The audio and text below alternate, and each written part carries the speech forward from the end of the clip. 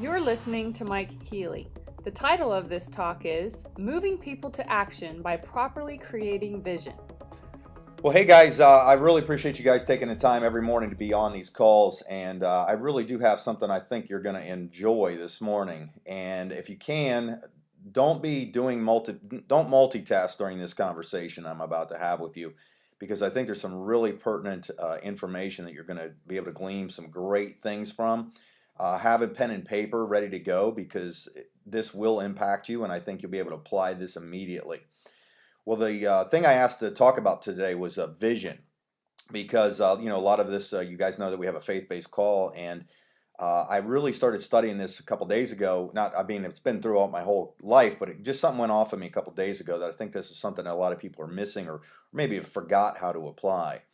And there's a scripture in the Bible that says, "Where there is no vision, the people perish," and that couldn't be more true of a statement, because you see so many people that are just kind of going through their going through the motions. They're not getting anywhere, they're not moving forward, because a lot of times their vision's not more powerful enough to compel them to move during the tough times.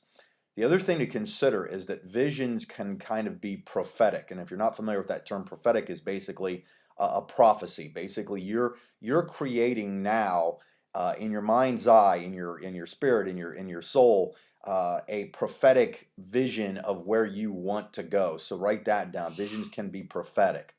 Now, I kind of, to give you an explanation of how powerful this is there was a really good story related to me as an example. It was called the ants and the elephants, and this guy kind of talked about the ant being your conscious mind, basically how you think and act on a regular basis, almost like the formulas you would conduct. Okay, I would give a presentation. I would think about how to direct the presentation. Those are kind of the conscious activities that you would do.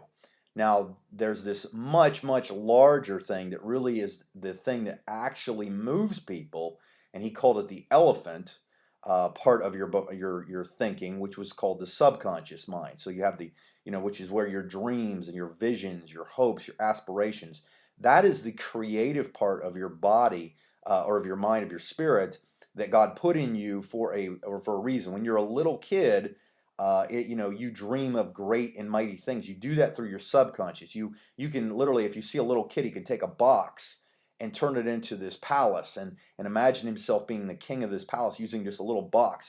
It's incredible what a child's imagination can do because of their vision.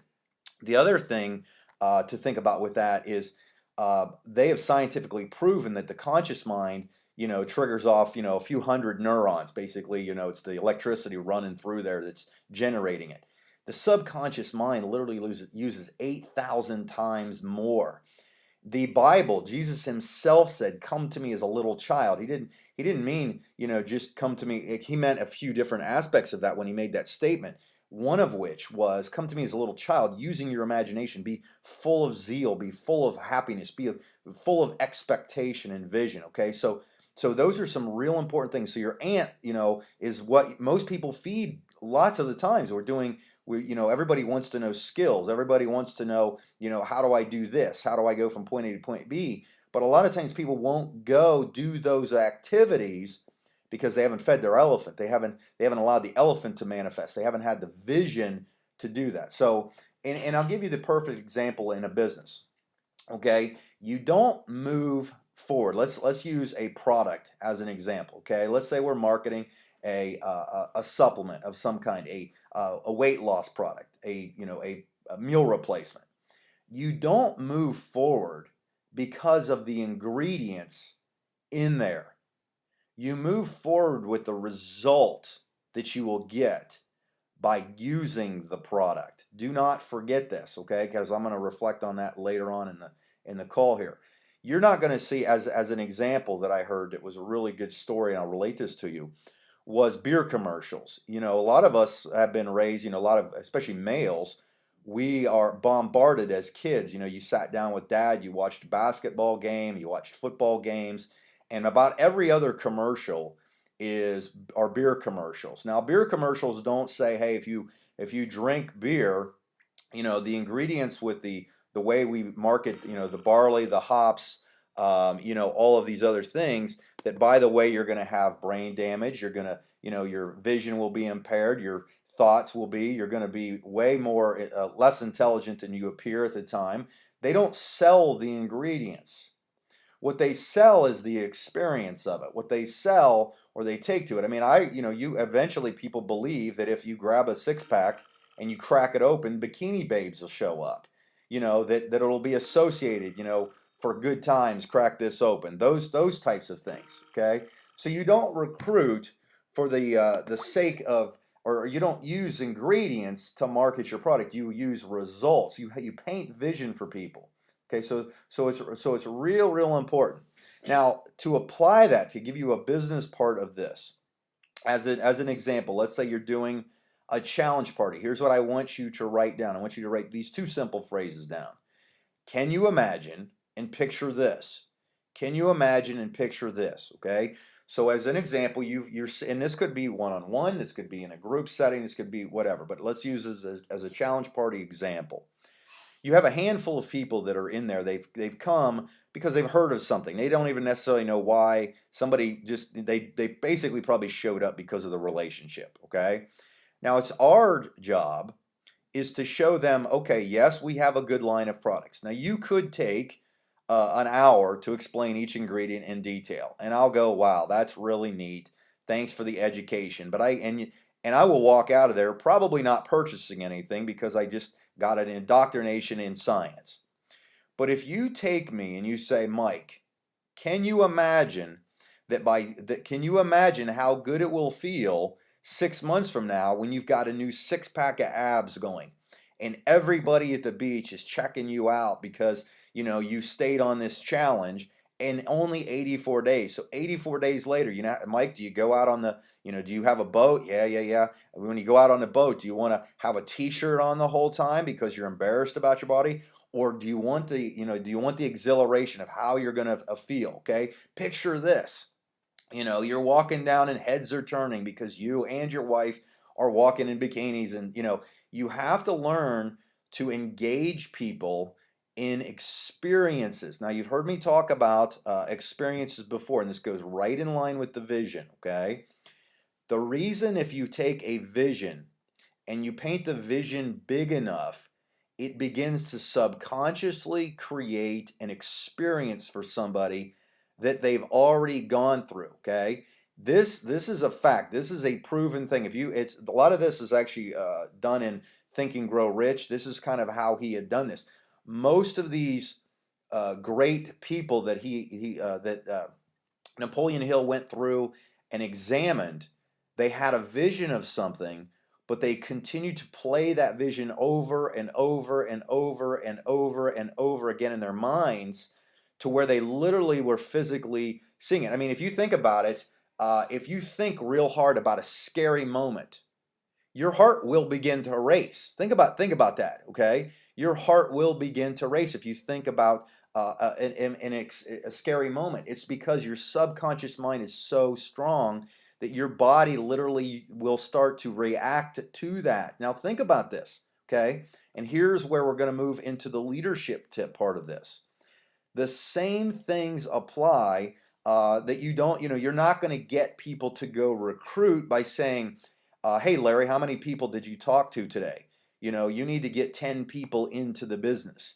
You should recruit 10, talk to 10 people today. That's not going to move you or your people to action. You get people to recruit, okay, write this down. You get people to recruit by creating their experience, by knowing their vision, okay? You're not going to get me, you're going to find out if you're my sponsor, if I'm your leader, if I'm doing it correctly, I'm going to say, hey Dan, what do you see long term with this? What do you see? Well, maybe he's never done that, okay? And this is a leadership tip for you. He goes, well, I don't know, okay? Sometimes people have been so conditioned that they're only going to work a job, they're going to have this, and they're going to die later on in life, and that's pretty much it. If they can't clearly define their vision, it's now your responsibility as their leader to dig into it, okay? And say, Dan, what would you do with $10,000 a month? Well, I don't know. I said, well, I'd pay off my bills. Okay, well, okay, so now we've paid off your bills. Dan, what are you really going to do? What's your vision with getting $10,000 a month? How's it going to make you feel? What would you buy? And now you've tapped into the subconscious realm, because now they're going to go, you know what? Man, I went to the car dealership. I saw a Viper drive by a couple days ago. I even drove over there to see this. Oh man, you're kidding. Oh, I went and sat in it, and you could smell the leather, and I was gripping the steering wheel, and the guy actually let me test drive it, and the wind was going through my hair. It's the same thing. Car dealers take you for a drive in their luxury automobiles. Not be, and they don't sit and explain typically all the details of how the thing was put together. They take and they engage you with vision of how it's going to feel, because the vision allows you to subconsciously create an experience. Okay, as another, Tammy, how good's it going to feel when you're standing on stage in front of 5,000 people? They're giving you a standing ovation as they present to you your $30,000 rank advancement bonus. Okay, what are you going to do with that $30,000? Can you imagine how good it's going to feel? So if you think about this tip, this is a really, really powerful thing. If you look at the greatest networkers in history, and sometimes it's shocking that they're these great networkers, but really what it comes down to, they were masters of pulling vision out of people to get people to subconsciously trigger experiences, and they continued to edify those people's experiences and how it would make them feel, and what the experience would be, because that once they tapped into that, you can get anybody to move to action. You don't have to ask somebody to go recruit. You don't have to ask somebody to go work out. Okay, I'll give you my examples, and then I'll be done here. One of the when I first was introduced to business in general, okay, networking, and I started realizing, hey, I could make money. Believe it or not, the very first luxury automobile I sat in, that I drove, and I was terrified to drive it, by the way, because I'd only driven clunkers up until that point, was a E300 Benz. And today I have one. Okay, remarkably, I got one. That was the very first one, and I remember looking at all the gizmos in there. I didn't even know that you could actually put wiper blades on headlights. I didn't know that seats could actually automatically be heated in the winter. It was incredible. One of my other visions that I had was standing in front of a crowd of people, and they would be excited about hearing the content coming out of what the content would be, where I'd be standing on stage. I didn't have a clue, but I always got that experience in front of my head, or in my subconscious, and I relived that over and over. One of my experiences was driving a Hummer, and I ended up getting a Hummer. The other one was having a six-pack of abs as a little kid in school, and having muscles. I envisioned. I used to get all the Musclehead magazines, and look at the bodybuilders in there. And one day I was going to have abs. And ironically, cool thing was, last night my son, I posted this on my Facebook. My son said, "Man, Dad, you're looking buffed again." Okay, because I've been on the challenge. I've been working out. I've been doing the things, because I'm not focusing on the workout. I'm not focusing on the how-tos. I'm putting more focus on the vision of where I want to be, the vision of what I'm doing. It's triggering the subconscious mind to go into action to find and create the productivity to get me the end results. So if I could leave you with one thing, and hopefully you wrote some notes, you took some things down here. People perish where there's no vision. Most people will act and do things that are greater, above and beyond anything, without the plans, without anything, if they have a strong enough vision. And it's beyond the why. It's literally the vision, creating that internal experience, knowing why you're doing something, and you will move forward to do great and mighty things. So with all that being said, I know we went a little longer here. I'm going to pass it back to Ken for final thoughts. And Ken, back to you, buddy.